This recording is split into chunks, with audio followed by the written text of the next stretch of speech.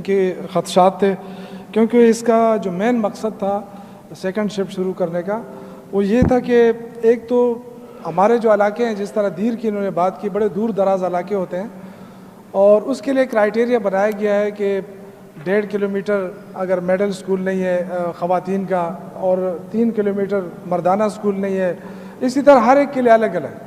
और क्राइटेरिया यही बनाया गया कि अगर जहाँ प्राइमरी स्कूल है वहाँ आप मेडल की क्लास लें, जहाँ मेडल है वहाँ पे, और इसी तरह वो किया गया। अब जनाब स्पीकर, इन्होंने जो मुख्तलिफ मेरे भाइयों ने कहा कि छठा जो है फेज़ वो रोक दिया गया, अभी 7वां फेज़ शुरू है।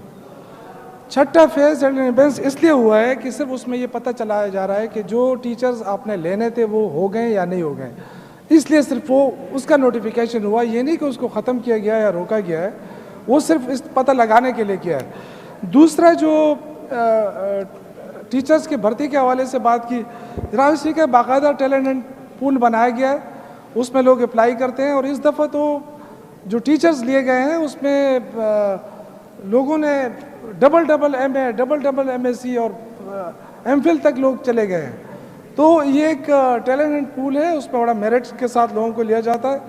और जहाँ तक तनख्वाहों की बात है जनाब स्पीकर, जो तनख्वाहें इस वक्त मुकर्रर हैं 12,000 और कुछ इस तरह, वो हम ख़त्म कर रहे हैं। अभी असम्बली तैयार हो चुकी है, चूँकि लेबर लॉज के मुताबिक 25,000 से कम तनख्वाह आप नहीं दे सकते सरकारी मुलाजिम को या किसी भी मुलाजिम को, तो उसकी समरी तैयार हो चुकी है और इंशाअल्लाह ताला बहुत जल्द उसका अप्रूवल हो जाएगी। तनख्वाहों में इजाफा किया जा रहा है। कोई ऐसा, जो मेरे भाई ने कहा कि पॉलिसियों की वजह से कोई माली बहरान है, जनाब स्पीकर, पॉलिसियों की वजह से कोई माली बहरान नहीं है। माली बहरान जो इम्पोर्टेड हुकूमत, जो नालायक हुकूमत आई है, जो सूबों से इंतकाम ले रही है, जो छोटे सूबों को ज़बरदस्ती यरगमाल बना रही है, जो आज तक 7 महीने हो गए एक पाई अदा नहीं की सूबे को, बिजली इस्तेमाल कर रही है, गैस इस्तेमाल कर रही है, जो सूबे के वसाइल है वो तो इस्तेमाल हो रहे हैं, जो कहते हैं कि जी आइन के तहत ये हो रहा है।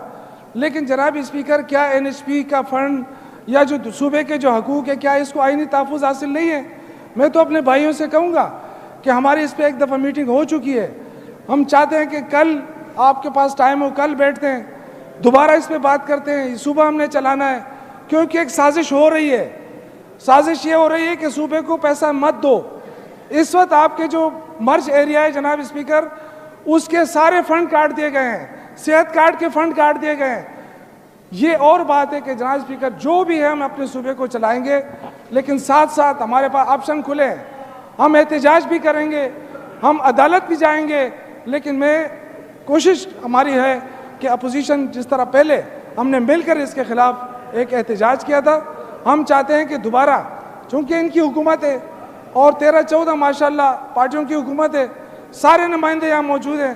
जनाब स्पीकर, इनको चाहिए कि ये बात करें और वफाक से बात करें, क्योंकि अगर इस तरह नहीं होगा तो फिर हमें मजबूरन एहतजाज भी करना पड़ेगा, अदालत भी जाना पड़ेगा।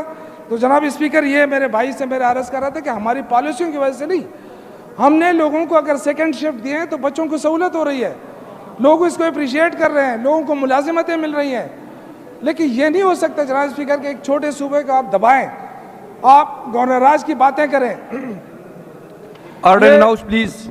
आप ये समझते हैं कि हम इस तरह धमकियां देकर इस सूबे को कमज़ोर कर देंगे, तो ये सूबा कभी कमज़ोर नहीं होगा इंशाल्लाह। ये मुंतखब हुकूमत है और 2/3 अक्सरियत से यहाँ आवाम ने उनको वोट दिया है। अगर ये समझते हैं कि हमारे पास वो अक्सरियत नहीं है आवाम की, तो जनाब स्पीकर, मैं कहता हूँ इंतखाबात कराएं, दूध का दूध पानी का पानी, इंतखाबात कराएं। अगर हम 2/3 अक्सरियत के साथ नहीं आए, ये लोग आए, हम इनको अप्रिशिएट करेंगे। एक तरफ इलेक्शन से भी फरार, एक तरफ इलेक्शन से फरार और दूसरी तरफ जनाब स्पीकर कहते हैं कि जी बहरान है। तो मैं सिर्फ ये जवाब देना चाहता था कि हमारी पॉलिसियों की वजह से इस सूबे को मुश्किलात नहीं है, बल्कि पॉलिसियों उस इम्पोर्टेड हुकूमत की वजह से है जिन्होंने अपने 11 अरब रुपए तो माफ़ कराए। 11 अरब रुपए इन्होंने अपने माफ़ करा दिए, सूबे को उसका हक नहीं दे रहे। तो इंशाल्लाह जिस तरह मैं NP इंशाल्लाह इंशाल्लाह मैं उनको ज़रूर कहता हूं जो कहते थे कि इस सूबे का हक जो है हम छीन कर लेंगे, तो मैं उनसे ज़रूर तवक्को रखता हूं इंशाल्लाह। मैं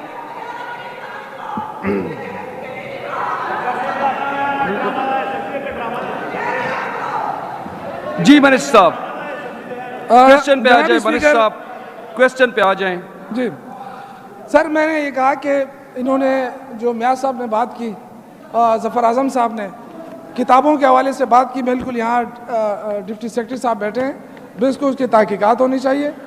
जिस तरह इन्होंने कहा कि बाहर किताबें फ़रोख्त हो रही हैं, बिल्कुल इसकी तहकीकात कराएंगे इंशाल्लाह। ये जहाँ पर बैठे हैं जी, मैं उनको कहता हूँ। और बाकी जो सेकंड शिफ्ट के हवाले से इन्होंने जो भी क्वेश्चन किए थे, एक कमेटी है जनाब स्पीकर, जो मिनिस्टर एजुकेशन की सरबराही में 7 बंदों की कमेटी है, और वो क्राइटेरिया देखती है जो भी अप्लाई करता है उसके लिए, कि चाहे वो उस क्राइटेरिया पे पूरा उतरता है नहीं, उसके लिए किलोमीटर के हिसाब से वो बाकायदा एक दिया हो गया, स्ट्रक्चर दिया है कि कितने किलोमीटर पे आपने सेकंड शिफ्ट देनी है।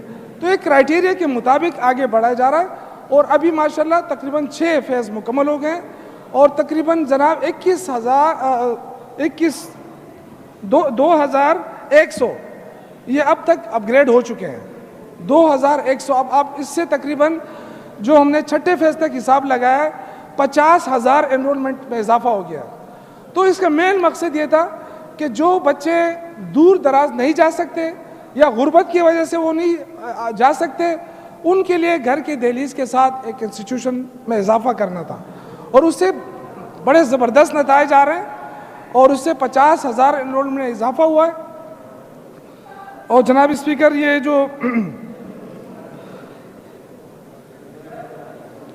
इन्होंने कहा कि रिक्रूटमेंट का क्या तरीकाकार है, तो मैंने पहले ही आपको बता दिया कि उसका टैलेंटेड पोल है बाकायदा, कोई सिफारिश नहीं, सिर्फ मेरिट, क्योंकि टैलेंट पोल के जो भी ऊपर आएगा उसको पहले नौकरी मिलती है। जनाब स्पीकर, बहुत शुक्रिया।